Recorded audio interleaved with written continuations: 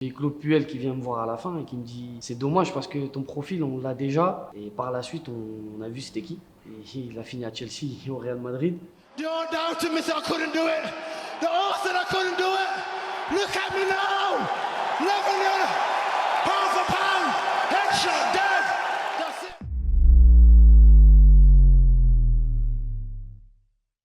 Je te remercie d'avoir accepté l'interview. Sympa de ta part de nous accueillir ici chez toi en plus. Est-ce que tu pourrais te présenter s'il te plaît? Là déjà bienvenue et donc je m'appelle Farid Beziouane, j'ai 37 ans et je suis joueur du FC 93 depuis maintenant 3 saisons. Ça se passe comment pour toi ici? Pour moi ça se passe très très bien et je me sens bien ici. J'ai mes repères, comme je t'ai dit c'est la 3e année. Donc voilà, je connais à peu près tous les gens du club, les éducateurs. Et ça, c'est le fait de jouer ici. Et puis j'ai mon fils aussi qui joue là, donc ça me permet de connaître beaucoup de monde. Non, c'est cool. Est-ce que tu pourrais me dire comment tu as commencé le football?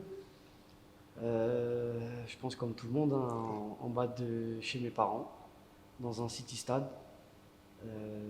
Voilà, peut-être 5-6 ans, taper dans un ballon dans un petit stade avec les potes, avec mes amis et petit à petit, voilà, c'est comme ça que j'ai commencé.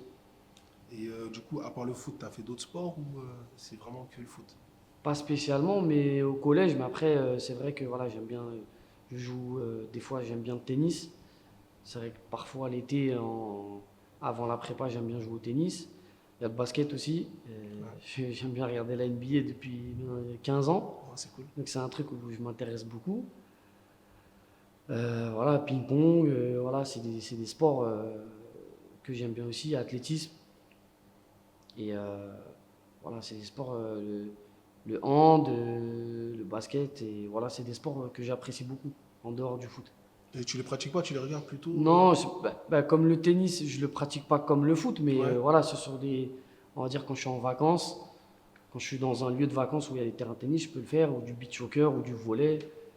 Voilà, c'est pas des sports que je pratique au quotidien. Ok. Ouais. J'ai vu que tu avais commencé à Tremblay. Ouais. Tu as fait toutes tes catégories d'âge là-bas. Comment ça s'est passé? Comment ça se passait?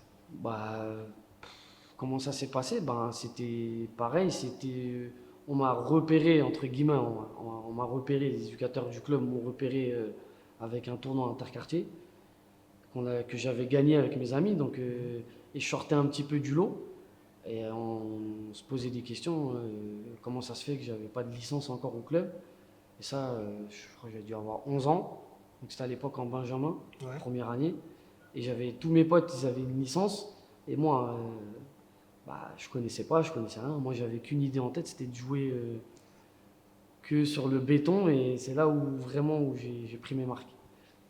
Et ouais, ma formation, elle a été essentiellement à Tremblay.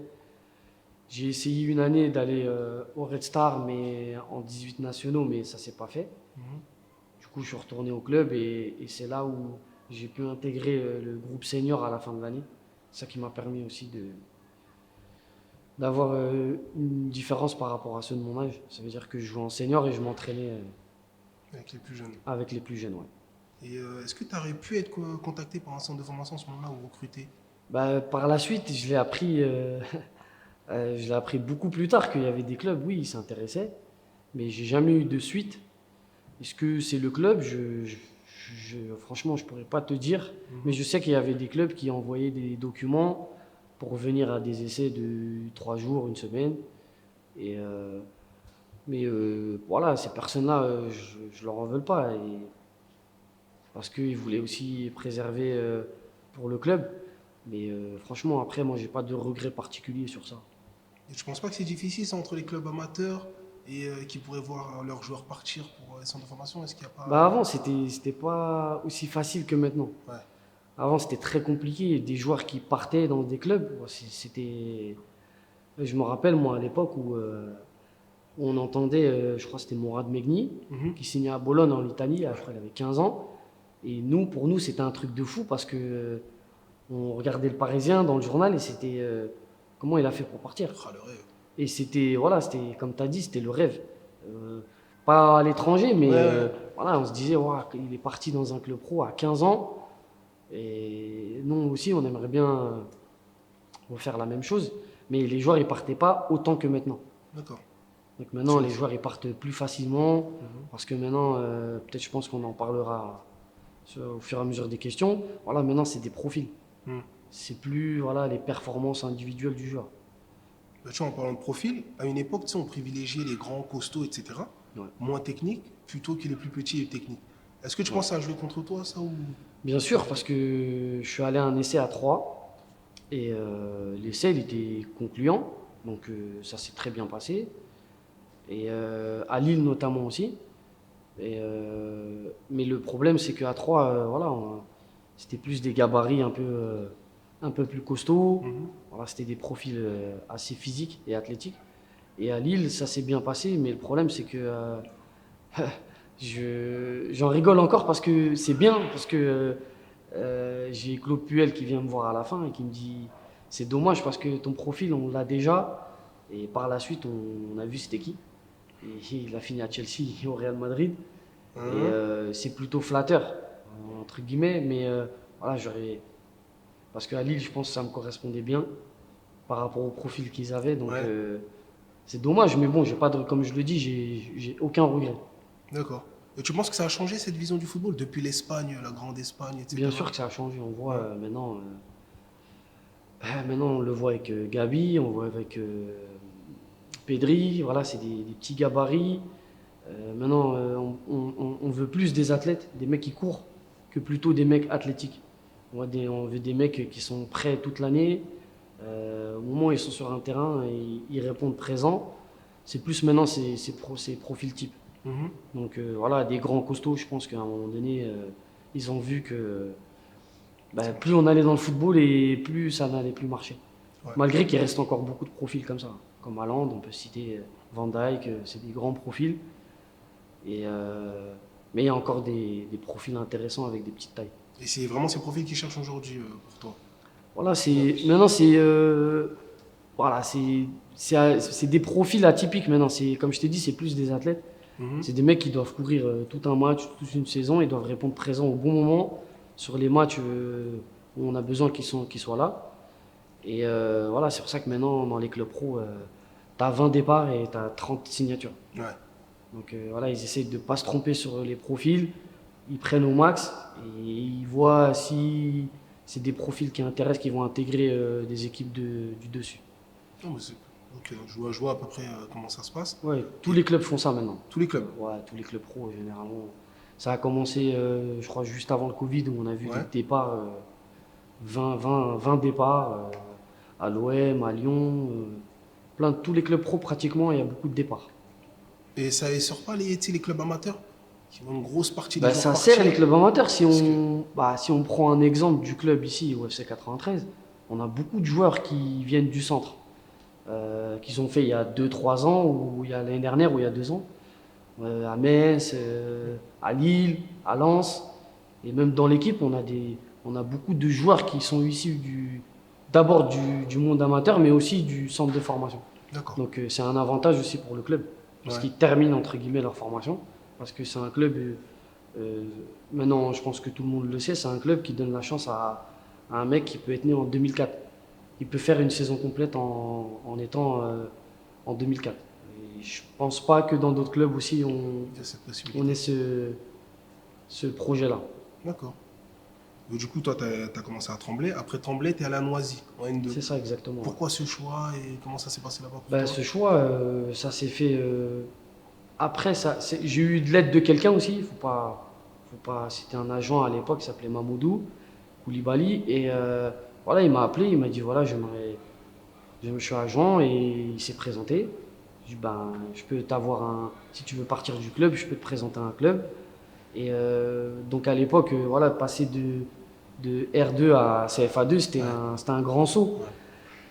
Ouais. Et donc voilà, ça s'est fait comme ça. Je suis allé et j'ai fait arbitre de touche sur un match amical.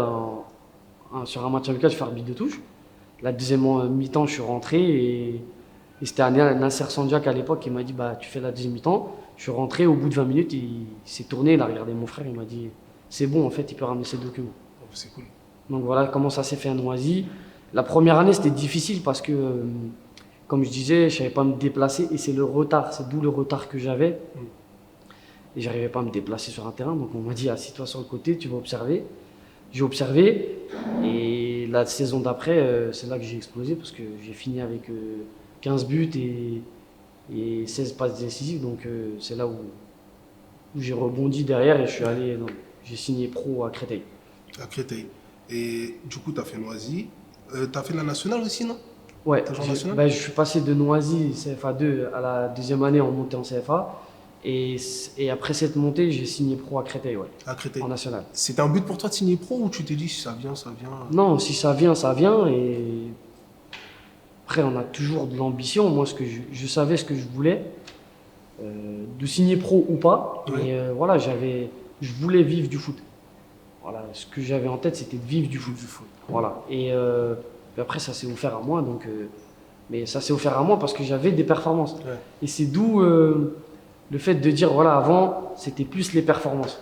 Maintenant, il peut y avoir un joueur qui met 3-4 buts dans une saison, il peut se retrouver en Ligue 1 au mois de janvier. Et là, tu te poses des questions et tu te dis, mais en fait, comment c'est possible? Ouais. Et tu reviens en arrière, tu te dis, moi, si j'avais fait ça 10-15 ans en arrière, bah, j'aurais été dans tel club maintenant en Ligue 1. Et voilà, maintenant, c'est chacun son temps. Voilà, maintenant, c'est bien pour les jeunes de maintenant. Ça permet d'être en Ligue 1 tôt et d'être plus jeune en Ligue 1. Donc, ça peut leur permettre de signer pro tôt, pourquoi pas. Et du coup, tu as joué à Créteil. Comment ça s'est passé là-bas pour toi?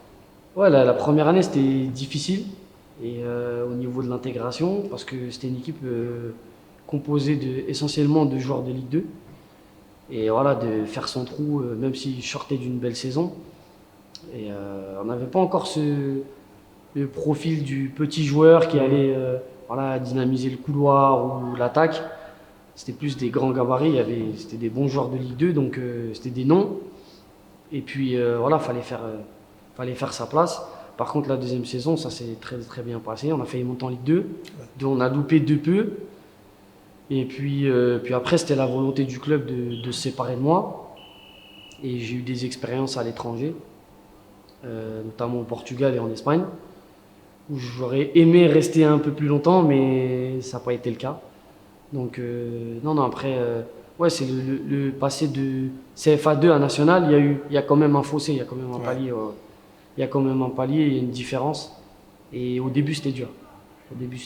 Donc, en CFA 2, c'est plus des profils.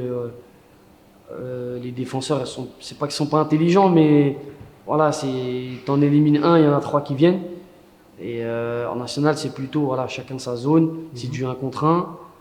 On te laisse un joueur qui va vite, s'il a de l'espace, c'est plus facile pour lui. Plus on va monter de niveau, plus ça va être plus facile. Ok. Et tu as fait aussi le Red Star, j'ai vu ça, et Sedan. Tu peux nous parler de ton passage au Red Star? Je sais que c'était ton club de cœur, hein, apparemment. Ouais, c'est un club à part, on le voit maintenant. C'est la ferveur qu'il y a. Et encore plus, moi, avant mon passage, il y avait, quand c'était en Ligue 2 et tout, c'était quand il y avait le Bauer qui était rempli, ou il y avait Marville. Et je pense que dans le 93, à mon avis, c'est le premier club de tout le monde. On sait très bien, il y a plein de personnes qui sont passées par là-bas. Et ouais, c'est un club à part, je me sentais bien. J'étais à la maison dans le 93, parce que j'aime bien le 93. C'est pour ça que je suis revenu à Bobigny. Et ouais, c'est un club à part avec un public large. Il y a tout, c'est populaire, il y a tout le monde. Il y a des femmes, il y a des vieux, il y a toutes les religions. Et ça, j'aime bien, parce que c'est ce qu'on retrouve en tribune et c'est ce qu'on retrouve à l'extérieur d'un club de foot. Quand on va dans un centre commercial, quand on achète des vêtements, on ne demande pas quelle religion. Donc c'est ce qu'on retrouve dans ce stade-là, Bauer. Donc, voilà. Et ton passage là-bas, en tant que joueur? Très bien, j'ai une bonne expérience parce que j'ai fait 2 montées. Sur 3 ans, j'ai fait 2 montées, de CFA national et de national à Ligue 2. Et un maintien en national qui n'était pas accompli au départ. Et non, c'est un souvenir très très positif. Parce qu'en faisant 3 saisons, en faisant 2 montées de l'amateur au professionnel, donc, et je sais que c'est rentré dans l'histoire du club. Et là, du coup, là, on a la possibilité, on a le PFC aussi, d'avoir un deuxième club parisien en Ligue 1. Qu'est-ce que tu penses de Bah, cette franchement, je comprends pas pourquoi on est encore dans ce questionnement-là, parce que, et je le dis à chaque fois, et on a un département, Ouais. franchement, c'est mieux que le Brésil. En termes de qualité de joueurs, c'est mieux que le Brésil, je le répète à chaque fois. Sauf que tous les jeunes joueurs, ils partent dans les clubs pro. C'est qui est fourni? C'est les clubs pro. Et pas notamment les clubs qui sont de la région, notamment le PFC, parce qu'ils prennent pas les meilleurs. Ils vont prendre le second couteau. Et t'as Montfermeil qui va traîner derrière. T'as Bobigny et Drancy qui vont se tirer un petit peu pour prendre les meilleurs joueurs. Et ça a toujours été comme ça. Mais j'espère à un moment donné qu'on va retrouver au moins 2, 3 clubs, 4 clubs de Ligue 1. Parce que le PSG, pour moi, c'est Paris, mais Sans être nous aussi, tu vois. c'est pas.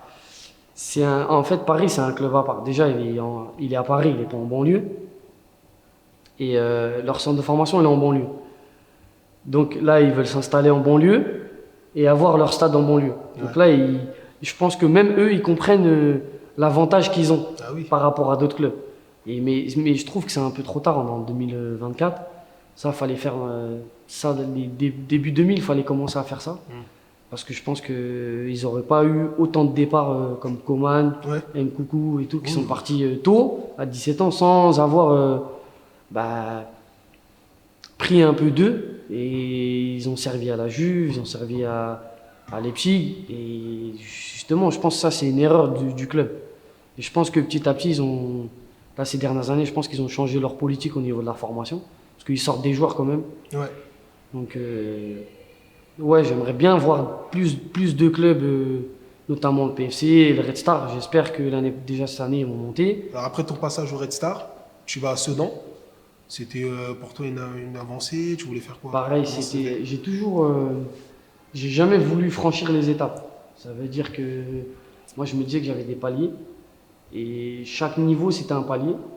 Et que dès que je réussissais un palier, il fallait monter. Et puis, donc, voilà, c'est ce qui m'a permis de mon année au Red Star de signer pro à Sedan. Et voilà, en plus, quand on parle de Sedan, à cette époque-là, c'était le gros club. Voilà, c'était un club qui était à 2 doigts de monter en Ligue 1. Et à chaque fois, c'était pas très loin. Donc, voilà, et j'avais la possibilité de signer pro pour la deuxième fois. Et puis, non, pardon, pour la première fois, à 26 ans. Et puis, j'arrive dans un club où il y a un centre de formation, avec un complexe.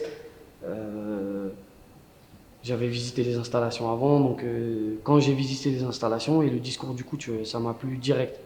Donc, c'est quelque chose qui s'est fait naturellement. Ma réponse, elle a été rapide.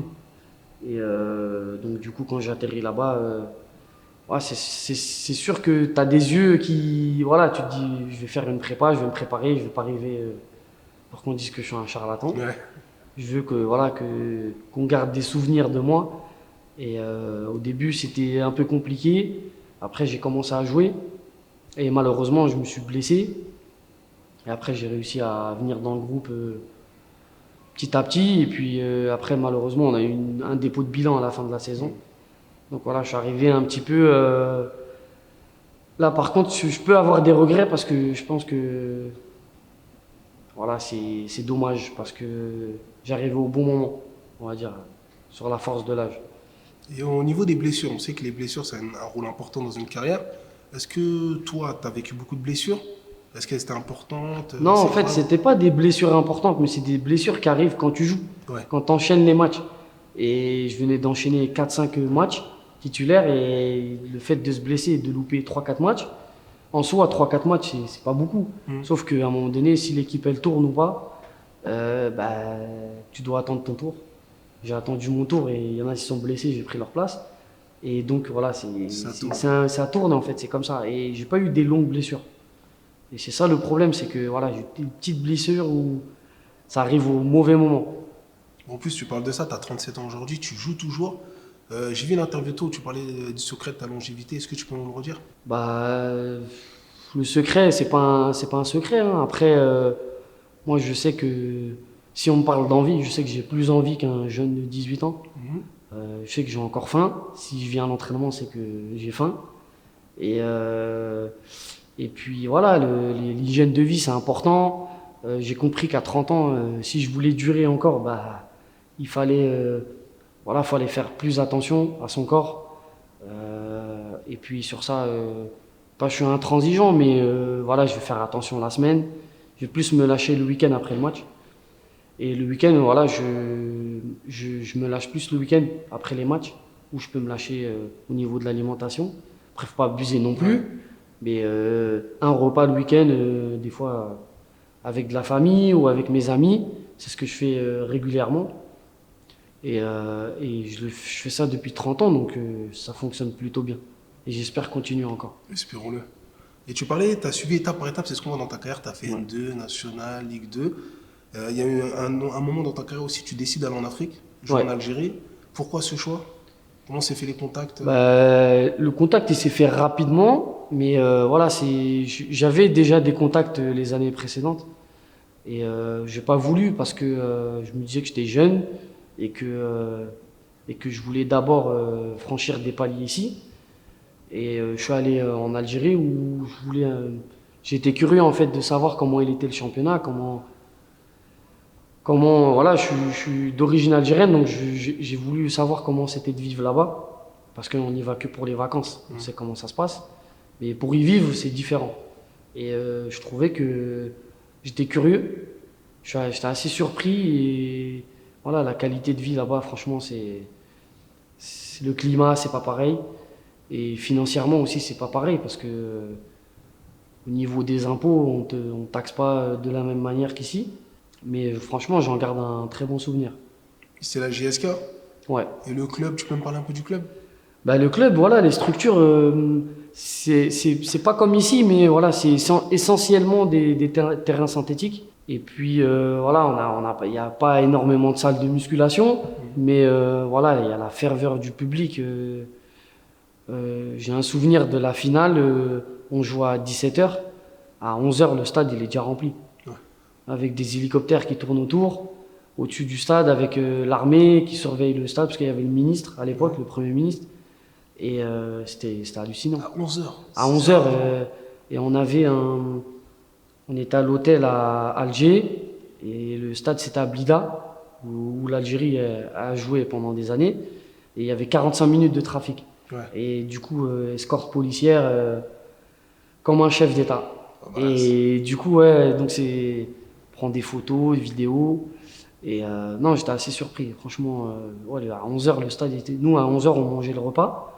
Et on apprend au téléphone que le stade est déjà rempli. Donc, non, au niveau du public, t'avais 20-30 000, mais tu les entends. Ouais, c'est pas des spectateurs. C'est pas comme au Parc des Princes. C'est vraiment 20-30 000 où tu les entends. D'accord. Ouais. Et si tu devais comparer le foot français et le foot africain, est-ce que tu pourrais nous dire? Ben, le foot français, voilà, c'est assez athlétique, on va dire.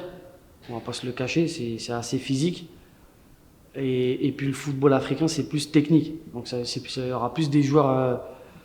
On pouvait avoir des joueurs qui étaient en méforme, mais techniquement, voilà, c'était des très bons joueurs. Ils étaient habiles techniquement, et c'était au-dessus de la moyenne. Et techniquement, ils pouvaient rien à envier à un mec qui était en Ligue 1. Sauf que voilà, c'était tactiquement où ça faisait défaut. Et c'est ça le problème aussi, c'est que des fois c'était des matchs hachés. Et c'est pour ça où je te dis ça me correspondait pas. Donc il y avait des joueurs qui étaient habiles techniquement, sauf que c'était des matchs où c'était un peu n'importe quoi et ça jouait pas trop. Et vu la qualité technique des joueurs, je pense qu'il y avait autre chose à faire.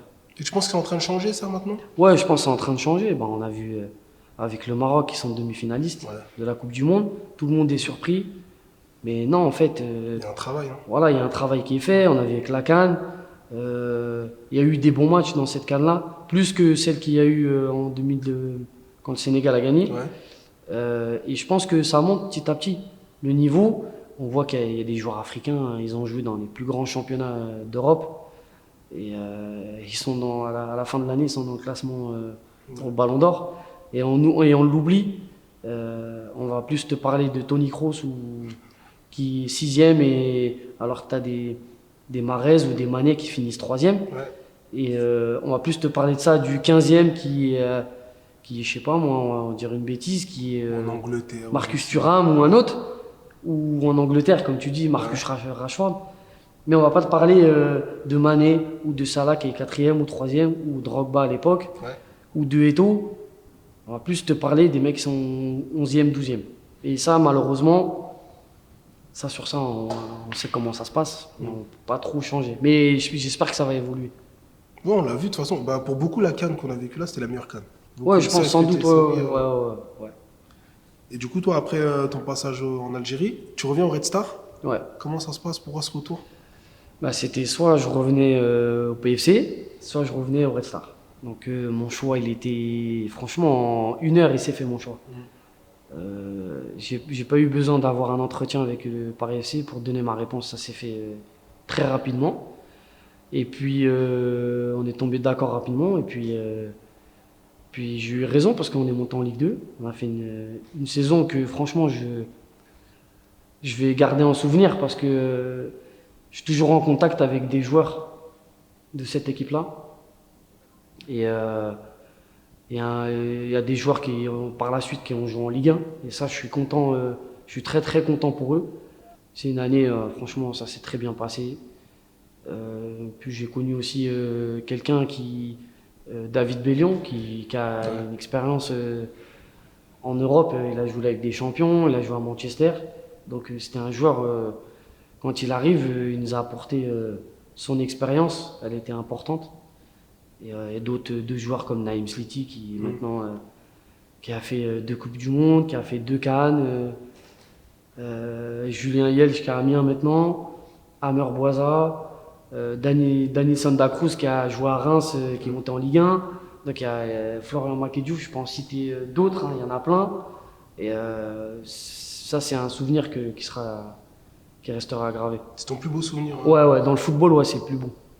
Ouais. Je peux pas te dire la finale que j'ai perdue, mais ouais, cette année-là, c'est vraiment un truc qui va rester, quoi.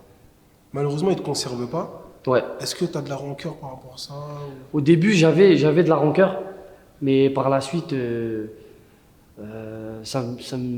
comme je t'ai dit, ça me dérange pas que le Red Star, c'est mon club de cœur, et ça le restera toujours. Et des rancœurs, oui, au début, c'est normal parce que tu arrives dans un entretien, on te dit on te conserve pas. Bah, c'est vrai que ça fait un peu chier, mais voilà, après, il faut passer à autre chose. Et sur les années d'après, voilà, j'ai réussi à passer à autre chose. Et en plus, la saison d'après, je signe à Avranches. Et c'est un club voilà, que je pense personne connaît en national. Et j'arrive à finir meilleur buteur de national. Donc j'avais cette petite revanche de me dire, voilà, vous ne m'avez pas gardé, mais l'année d'après, je finis meilleur buteur national. C'est bien passé. Voilà. Tu fais Fleury aussi avant d'arriver à Bobigny. Là, à Bobigny, tu dois être à une 40aine de buts. Ouais, je pense. Les 2 premières, tu as fait 34. La première, je crois que j'ai mis 11 buts.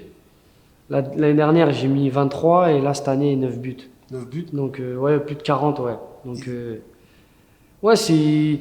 Après, comme je le dis, c'est bien de marquer, mais voilà, c'est pas ça que je recherche. Je suis attiré par le but, mais c'est pas ça que je recherche principalement. D'accord. Et qu'est-ce qui vous manque pour monter? Il manque rien.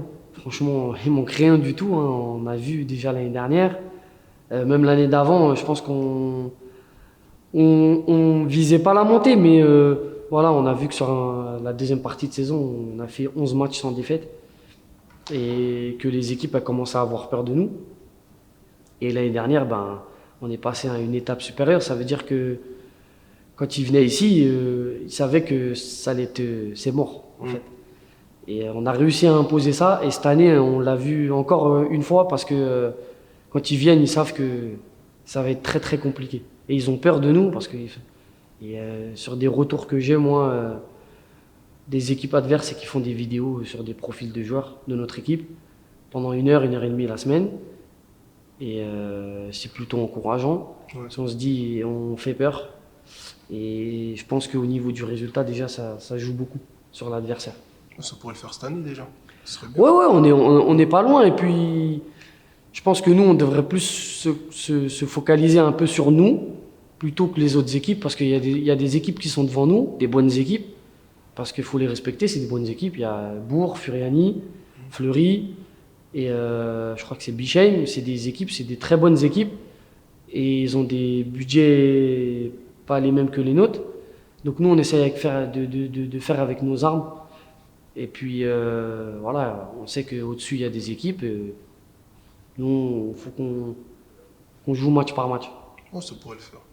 Et j'ai vu que tu avais ton diplôme d'entraîneur, tu m'as dit ça en off, félicitations. Ouais, merci. Est-ce que tu envisages d'être entraîneur tout de suite, plus tard, on ne sait jamais? Bah, là, je vais plus me concentrer sur ce qui se passe au présent. Donc ça veut dire sur ma saison. Et puis si éventuellement l'année prochaine de prendre une équipe, pourquoi pas. Mais pour l'instant, je me consacre plus sur ma carrière pour l'instant de joueur en tant que joueur. On a vu ton fils tout à l'heure. Est-ce que tu le pousses à faire carrière dans le foot ou c'est juste un loisir pour lui? Comment tu vois les choses? Non, non, franchement, je le pousse pas parce que je sais c'est quoi le foot. Parce qu'il y a plein de parents qui savent pas. Moi, comme je suis encore dedans, donc je sais c'est quoi le football, je sais les dérives, je sais ce que ça peut détruire chez un enfant. Mais moi, j'accompagne juste, j'interviens jamais. Je vais lui donner 2-3 conseils sur certains trucs, sur des positionnements sur un terrain, mais je vais pas au-delà. Parce que je sais comment ça peut se passer par la suite dans sa tête. Mais j'aspire pas à avoir un projet comme d'autres parents le font, comme le projet Mbappé. Moi, c'est selon lui. Par contre, là où je suis derrière, ça va être à l'école. Parce que là, ça va être très important. Et avec sa mère, on est beaucoup derrière. Ça, on va pas le lâcher. Mais je suis pas là derrière à lui dire voilà, c'est ça, à courir en tribune, à crier comme d'autres parents. Donc, je suis plus en observation. Et quand on est dans la voiture ou quand on est à la maison, lui donner 2-3 conseils. En fait, c'est des billes que je vais lui donner, que d'autres parents ne peuvent pas donner à leurs enfants. Et après, s'il s'en sert, il s'en sert. S'il s'en sert pas, c'est pas grave. C'est pas Ouais, ça doit dramatique. se faire, ça va se faire. Ouais, voilà, voilà, comme on dit, il y a un bon Dieu, voilà, c'est écrit, son chemin, il est destiné et ça sera son parcours à lui. Ok. Et est-ce que tu aurais des conseils pour les plus jeunes, genre une vingtaine d'années, qui jouent en amateur et qui espéraient atteindre le niveau supérieur? Bah, je pense, ouais, il y a beaucoup de conseils à donner parce que on entend beaucoup de parler voilà, des agents, des recruteurs qui sont autour des terrains. Et comme je le répète, maintenant ça va vite. On n'a pas besoin, il n'y a pas besoin d'agents, il n'y a pas besoin de recruteurs, ça se fait rapidement. Et les clubs pro, ils viennent dans les clubs amateurs, ça se fait naturellement maintenant.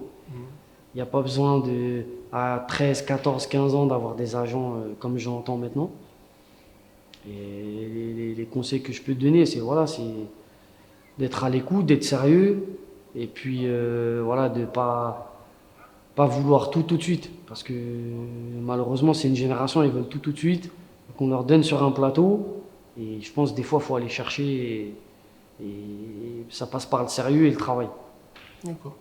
Et là, tu parlais du fait qu'on était à Bobigny, tu joues en National 2. Est-ce qu'on arrive à vivre correctement en jouant en National 2?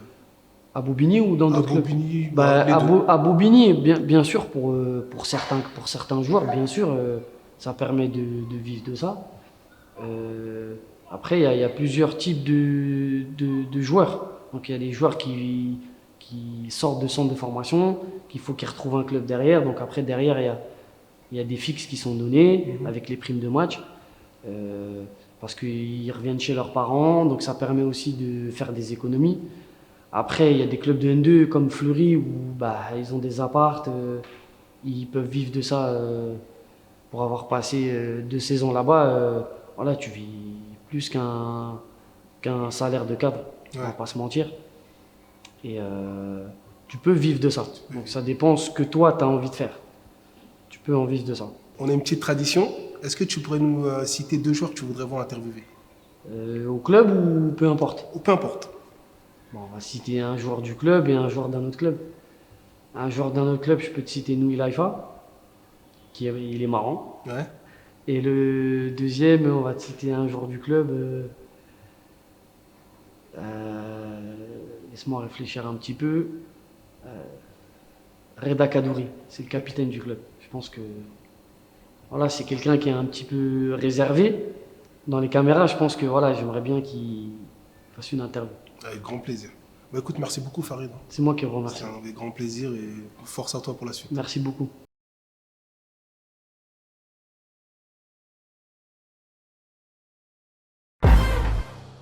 Reda Kadouri.